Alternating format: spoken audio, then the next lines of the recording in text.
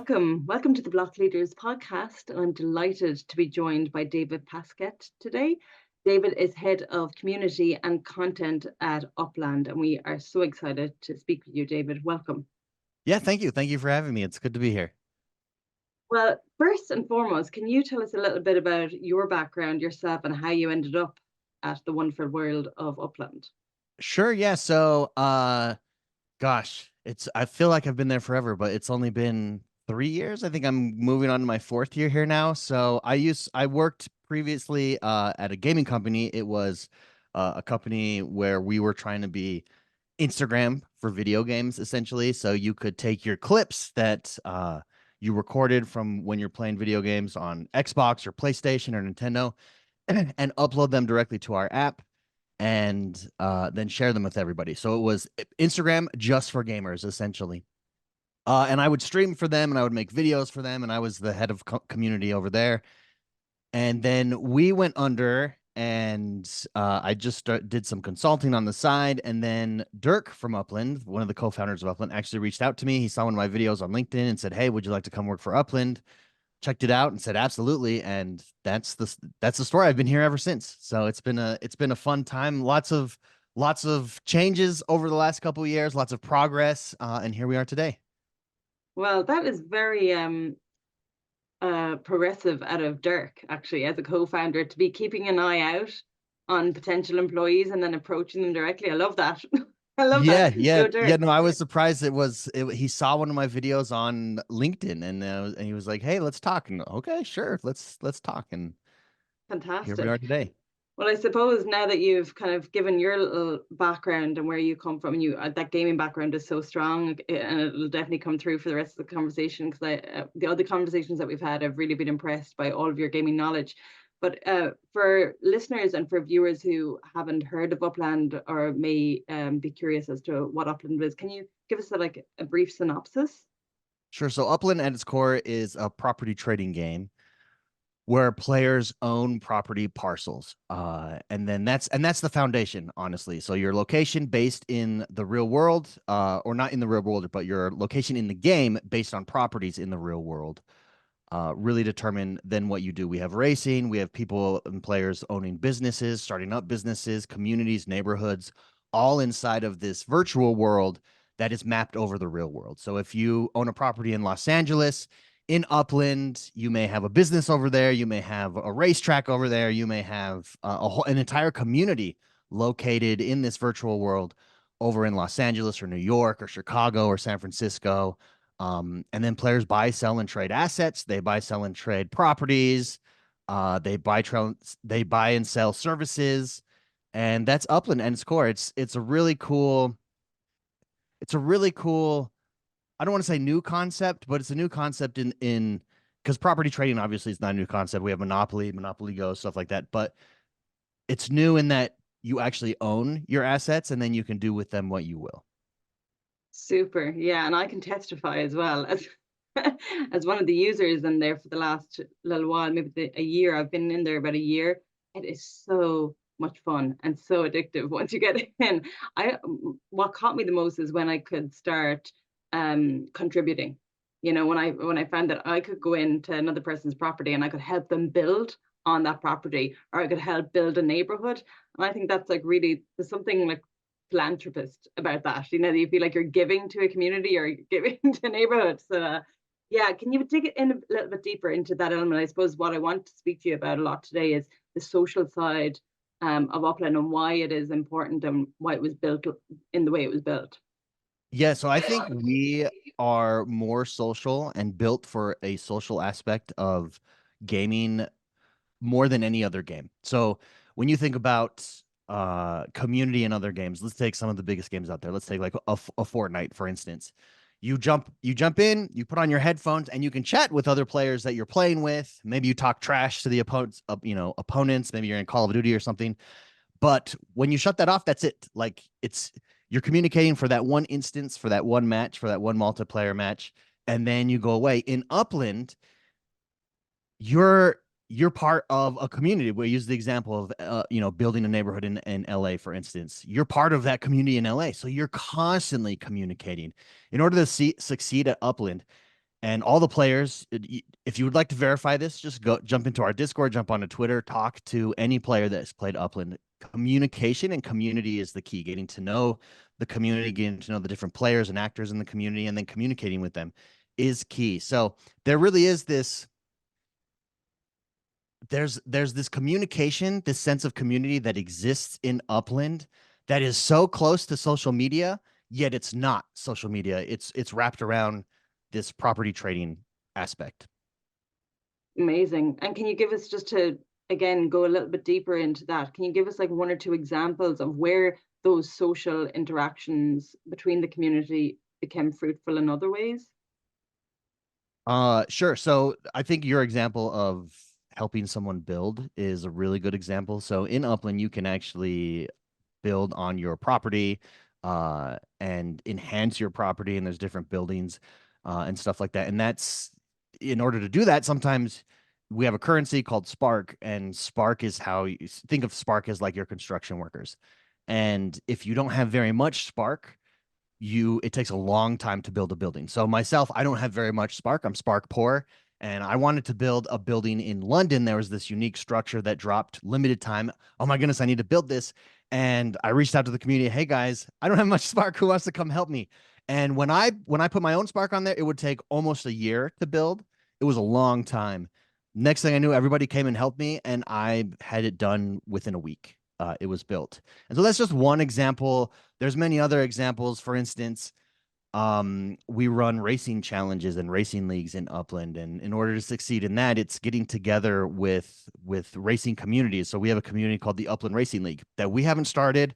The community started, and they have their own series of races, and they practice together. They have competitions together, and a lot of the people in that Upland Racing League dominate in our official season racing because they work together and they share tips and tricks and get better. And hey, here's how you practice. Here's how you min max your car build or your racing strategy, stuff like that. So, yeah, there's endless examples of how players communicate. I'm starting to start. If you start up a business, a lot of players will go out on all our Upland players. We have something called the Upland Contributor Network, and these are content creators for Upland, volunteer content creators.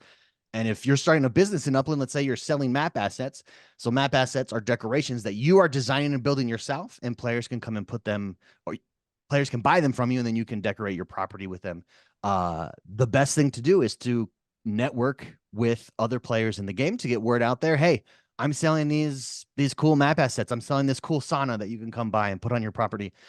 And so really, you can see communication is just at the forefront or is at the center of all of that success and interactivity that you have to have in Upland. I love that. And what you said earlier about it being very closely related to a social media platform, where by on social media platforms today, when I interact with them, I can create my own, like in Upland, you can create your own content, you can have user generated content that sits in the metaverse. And it's the same in social media, but you just don't own any of the assets that you're creating, right? Yeah, But no, you that's true. Yeah. so that's the beauty of it, I think, as well, is that these are yours and they're stored and they belong to you. There's a sense of belonging there. And do you think that that sense of belonging is important for retention and loyalty to the community, to the Upland community? Oh, 100%. One thing also that we've noticed, so we now have chat in game and we're progressing with that. We announced that we're going to have soon an activity feed, which think of like Twitter statuses or Facebook statuses that are coming. And then you could follow different players in the game or different businesses if you'd like to. But originally, we didn't have any of that in our game. All of our communication was on Discord or the bulk majority, Discord, Twitter, etc. And there's an anonymity there that uh you have players that they may be in Upland, but they're not so much tied to their Upland persona, they're tied to their Discord persona. And so sometimes that breeds some trolling, some negativity. But what we've noticed is as we bring these players in game, the exact same players, that trolling and that negativity goes away because you have ownership. Like it matters now how you present yourself. So if you're someone that is kind and works with other players and helps new players in the game, that gets paid back to you via social credit inside of Upland, because now all of a sudden, well, I'm not this anonymous person on Discord. I am now, here's me inside of Upland. People can see my businesses, my properties, what I'm doing, and that affects how other players interact with me. So because of that ownership that you talked about, because of that, I have this stake, I have this skin in the game. It's really, really had a positive effect on our community and our community interaction inside of Upland that I don't think exists on other social media. Social media is kind of struggling, I think, at the moment with this idea of anonymity. How do you handle it? Yes, it's good in some cases, but also it creates exactly what I talked about, where, people aren't giving their true opinions. They're trolling, or they're just trying to cause chaos, et cetera, et cetera. And so how do you deal with that? I think in Upland, just by our inherent nature of property ownership, and you have very real stakes in there, that we have an advantage in that way, that we kind of weed out the people who just want to cause problems or chaos. That's fantastic. And I think that's a real positive contribution to online social platforms in general. You could take a few lessons there. Yeah, I noticed when I went in and I saw some of the other players had like stars, the golden star or the executive level on Upland. I was like, okay, they're at next level. So there is a kind of a respectability for a hierarchy in there as well. Can you explain maybe about some of those type of um, elements and strategies that Upland employs to make it more social and make it more respectful? Yeah, so I mean, I think number one is just what I spoke about. While you are anonymous in the respect of, hey, my username inside Upland is X1 the Gamer. That's not my real name. But X1 the Gamer in Upland has an identity, owns properties, has businesses, et cetera, et cetera. And everybody inside of Upland can see that. So I think just having that alone, I say takes care of 90% of the issues there. And ultimately you really can't succeed. It's such a game. The nature of Upland is whenever you're buying, selling, or trading assets, it's 100% cooperation. Hey, how does this transaction benefit you, and how does it benefit me? And that's based entirely on cooperation. Like, this mutually, hey, we're both at an advantage for doing this, or for working together, versus, hey, I'm going to compete with you, I'm going to crush you. And so I really think the number one thing is just the inherent foundation that is owning assets inside of this game that doesn't exist with, say, a Fortnite. Like, yes, on Fortnite you have skins and you have an identity, but you can be a jerk all you want to other players on there. It doesn't matter. It doesn't affect anything else in your game. Even take a game like Minecraft, which is pretty social when you think about building. I had an entire Minecraft world a few years ago, and we had built it up into this big thing, and we had like 200 players in there building it up, and someone comes in and just would steal other players' stuff, and it didn't matter. There was no consequences. Yes, we could find out and kick them out. Other than that, there's no real consequences in Upland, because you own your assets. You don't want to mess that up. You're not going to succeed if you're that guy. I really like that. So I'm hearing a lot of C's here, right? So you have community, communication, collaboration, and Mm. consequences. We need Yeah, to write out those consequences. four Yeah. C's. There's a lot of C's going on. But yeah, it's great. And I think you're right. I think the consequences make it a big deal because you'll think twice. Yeah, It'll force you to exactly. think twice about how you're interacting and force you to be more positive and more helpful to other players within the game. So it's really Well, and interesting. what's interesting on consequences is it's not consequences that we impose from the top down. It's consequences that are imposed because nobody wants to work with this person, or it's very, again, it's very community based consequences.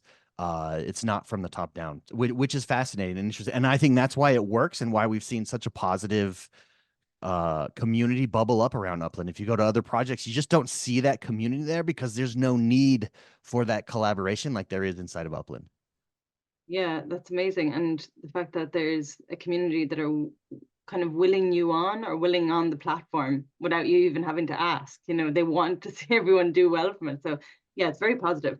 For switching to, I suppose, the non-positive things just for a minute, what are some of the challenges that I'm thinking of you now as a gamer rather than just not rather than just Upland, right? So Sure. across the board, what are the challenges game publishers and game developers face as they try to make things a little bit more social and bring in digital assets, hopefully.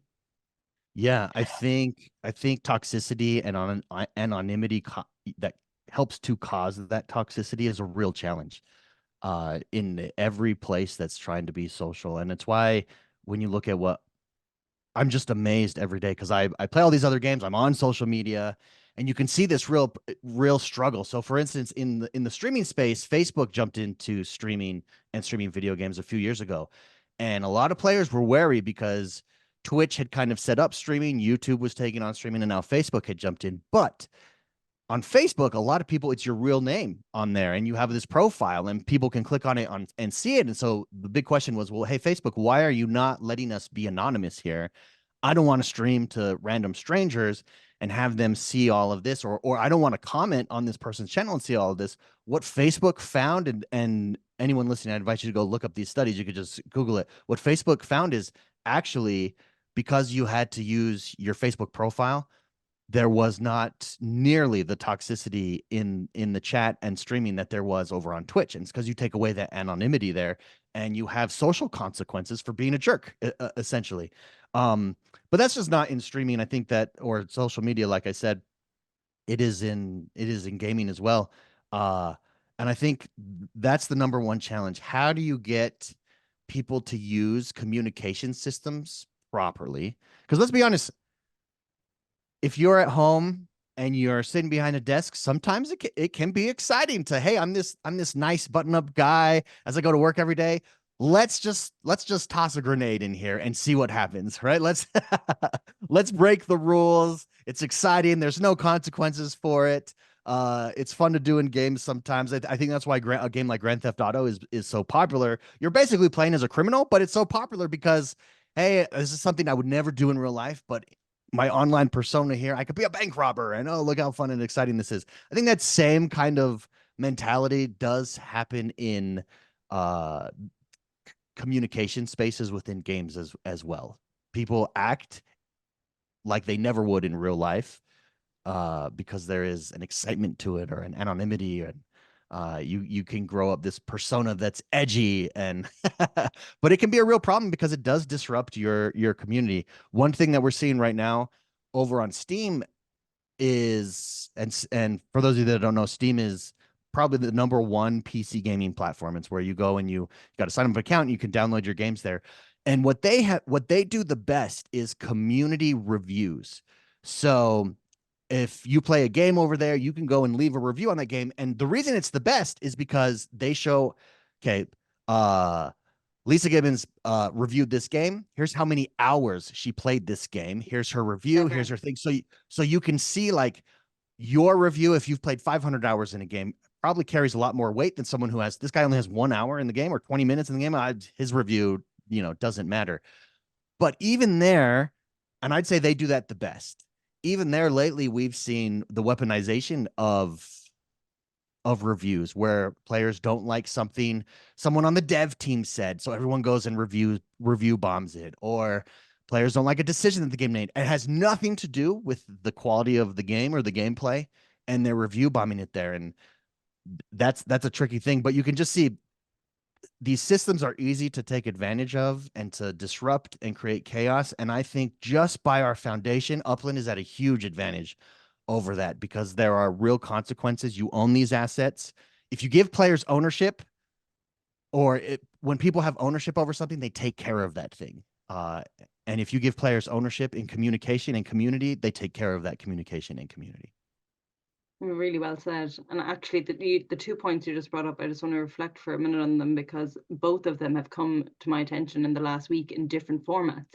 So what you were saying about reviews, I had a discussion with Minpass Travel, and they're looking at travel reviews and the problems that AI is bringing to the review systems of games, travel, the whole lot. So that's one component that I think blockchain technology has a role to play there in terms of transparency and recording of review material. But also what you said, again, about being a different person, adopting a persona when you go into an online environment.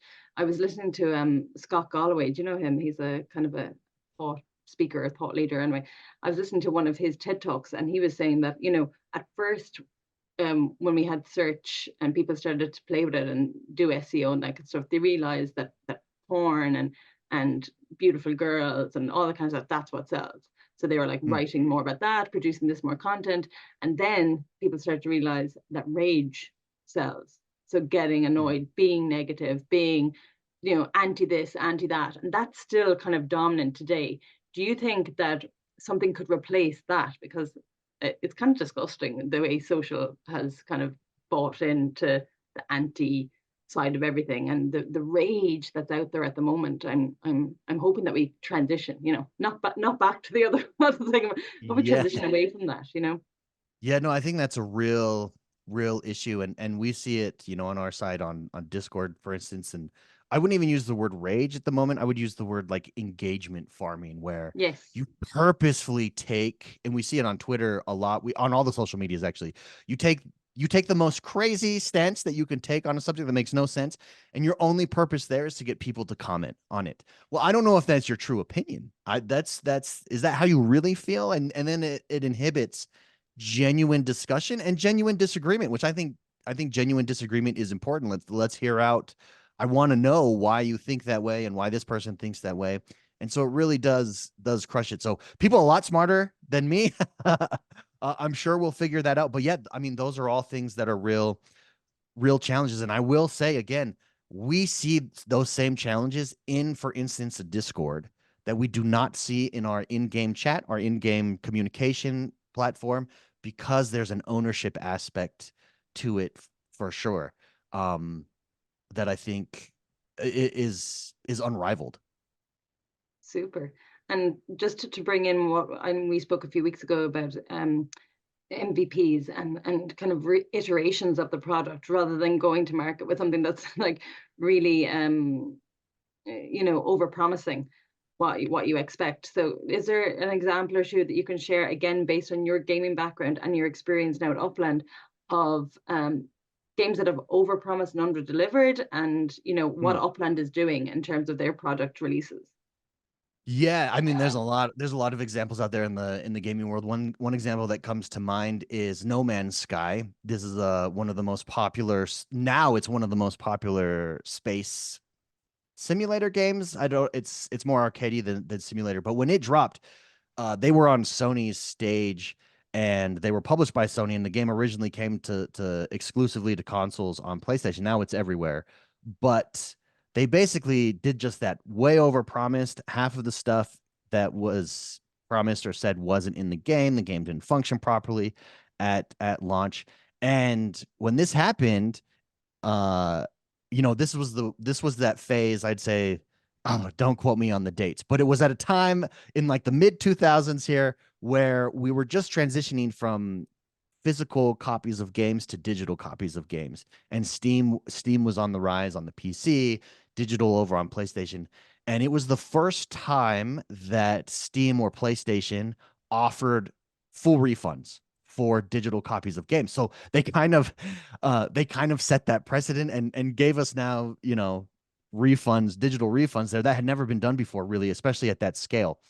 uh but looking back, what it was is they just it was this iterative process. And give credit to the No Man's Sky team. That game was constantly supported, constantly improved, to where now today it is seen as the space simulation game that's out there, and everybody plays it. Another example is a game called Sea of Thieves. And Sea of Thieves is, you get to jump in and be a pirate. And to give you an example, when this dropped, I want to say in 2017, and when it dropped, there wasn't a whole lot to do in the game. You could jump in, you could be a pirate. Yes, that was cool. You could be on a ship with your friends and sail around and then attack other players. But beyond that, there wasn't this thing. And in fact, if you go and look at Metacritic reviews, the original reviews were like in the 60s, high 60s, low 70s, which is, it's okay for a game, but it's definitely not, a really good game is in the 80s, mid 80s. That game this week just dropped on PlayStation, originally released on Xbox. Xbox has brought it to PlayStation. All these years later, it was supported over time, really became popular. Now on PlayStation, that review is an 88 at the moment, is where we're sitting. So you can see that, especially with these games that are live service games, and that's essentially what Upland is. We're a live service game. Um, you improve and develop over time, and from where it starts to where it ends, you could have massively different outcomes. Yeah, I love that. And I also think, I suppose, with the Web3 gaming ethos and the values of community ownership, it's even more, there's even less control over where it can go, Yeah. that makes it quite exciting because you have users having a say in the path of the game, in the future of the game and the future of the platform. So it's very exciting times.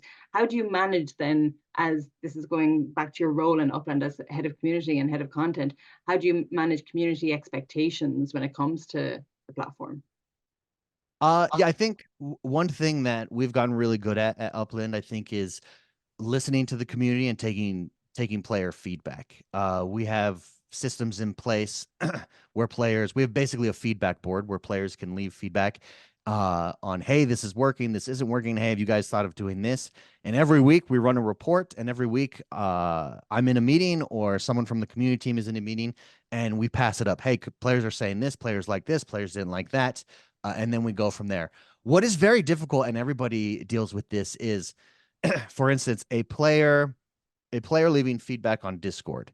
Who do they represent at Upland versus a player leaving feedback on Twitter versus a player leaving feedback in game? And you can see sometimes those three feedback on the same topic do not match up at all. So who is for real? And what really we found is a player in Upland on Discord represents a player in Upland on Discord. And that could be very different than a player in Upland on Twitter.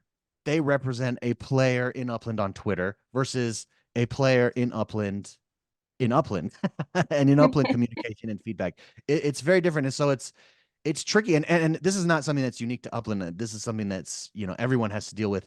You've got to really take this 25,000-foot view and see all of the feedback and then take from that what is representative of try to figure out what is representative of the majority of the community from that.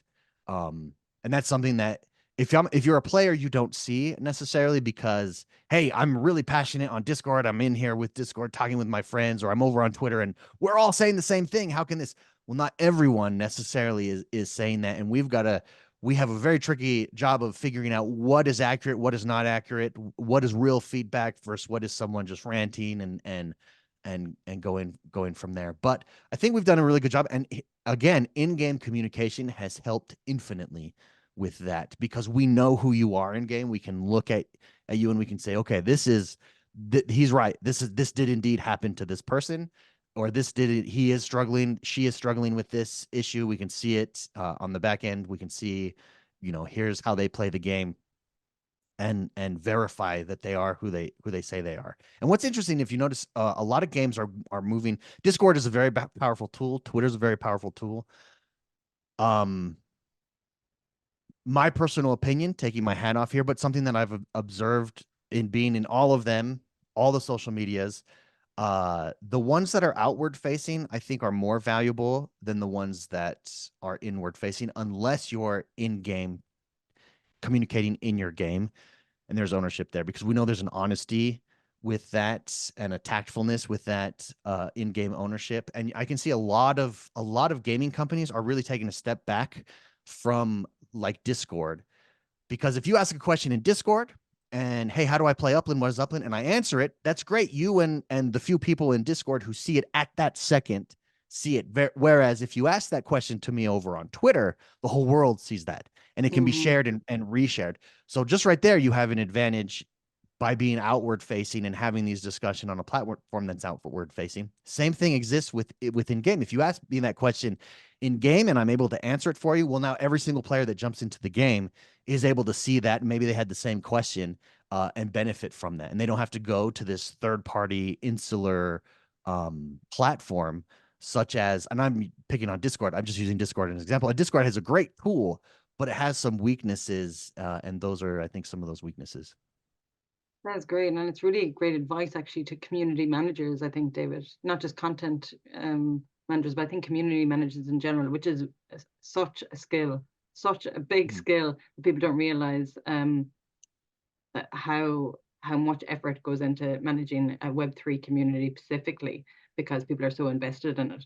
So that brings me nicely onto a question for you. What skills and advice would you give to someone starting off as a community manager or a head of community for maybe a Web2 game or a Web2 game transitioning into the world of Web3? Is there three pieces of advice that you would give them? Oh, that's a that's a really good question. I mean, if you're in Web 2 or doing traditional gaming, there is a little bit. I'm just going to say this, and I don't mean this as an insult. I think it's just a fact. I think it's easier. And I think it's easier because not everything you're doing can be monitored on a blockchain, which includes mistakes. Uh, and so the number one piece of advice, especially in Web3, is do not try to hide any mistakes or mess ups. They're going to happen, especially as you're developing games, or something's not going to work properly. Instead of hiding, you just can't. It's everything's on the blockchain. So just be honest. Hey, apologies for the inconvenience here. This is not working, X, Y, or Z. We're working on it. Let us know your feedback. We're going to pass it along to the team, stuff like that. Number two for me would be that you really do have to disconnect your personal ego from community management because uh, once again, you're going to make mistakes. You're going to have successes as well, but players are going to be mad, and you've got to really separate. Okay, are they mad at me personally? Are they, or are they ranting about the game? Or is this feedback? Is this feedback meant to be personal? No, no, this is genuine feedback. Just there's a frustration emotion here that's attached to it. So you really have to, um, I think, just have a good perspective of, hey, this player is just communicating their frustration. It's not targeted at you.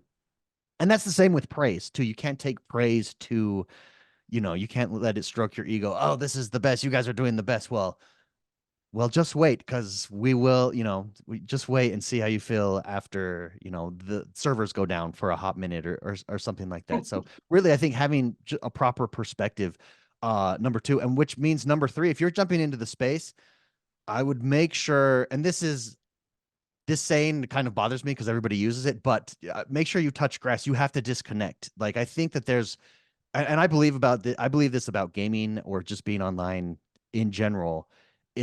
Balance your life. Make sure that your life is balanced. The online world is the online world, and it doesn't necessarily represent real world. So get out in the real world. Every day, I go for a 1 hour walk with my dog. I make sure I go to the gym. I spend time with my kids and my family. And I specifically disconnect so that when I reconnect, I'm fresh, I'm ready to go, I'm sharp, and I can see you can have this accurate perspective of things. And sometimes, and you can see it with players a lot of time. They get caught up in they can't see the trees from the forest, right? Like is that the saying? I'm sure I completely butchered that, but they're so in the weeds on everything that they can't see past those. And community managers can get that way too. You can't if you're so in the weeds, you can't see back. You can't see the grand scope of things. So those are my three tips. I hope that's helpful and makes sense. That it's so helpful, David, and I'm so grateful to have you here today. My one and final question, I suppose, is I know that Genesis Week is coming up, and what are you most excited about this year, this coming year for Upland? Yeah, I think so this is our third in-person Genesis live event that happens during Genesis Week. Genesis Week is the founding week of Upland that we celebrate. It's basically Upland's birthday. And 3 years ago, we had our first one in person. I think it's our fifth Genesis Week, so it's our fifth birthday, but our third one in person. And every year, so like year one was this just celebration of Upland. Year two, the focus shifted slightly to players and who was building in Upland more, and it was definitely a step up from year one. And year three, we're definitely going more in that direction, and it's more of a focus, a limelight on the community and on their projects and what they're doing and what they're working on. And I think it's going to be a step up from year two, and I think it's going to improve even more. And I'm very very excited for it. I'm very much looking forward to it. It's my favorite time of year. It's a lot of fun to just, once again, here's an example of you know these names from their online personas, but then meeting them in person, you get to know the person. And it's so rewarding and it's so valuable. And it's just a ton of fun. And you make these connections and you see the community making these connections that then last throughout the year and coming years. And it's just cool. It's cool to be a part of. That's fantastic. And year 4, Lisa will be there. Yeah. I'm nominating myself to come along. I'll have traded all my properties and I'll just come Yeah. pay for the flight over. Anyway, I'm so delighted, and I've learned so much today about Upland. I've learned so much about the new world of social gaming and being online and respecting your fellow players online. So yeah, I'm excited to keep an eye on what you're doing. And thank you so much for joining me today, David. Thank you. Thank you for having me. It's been a blast.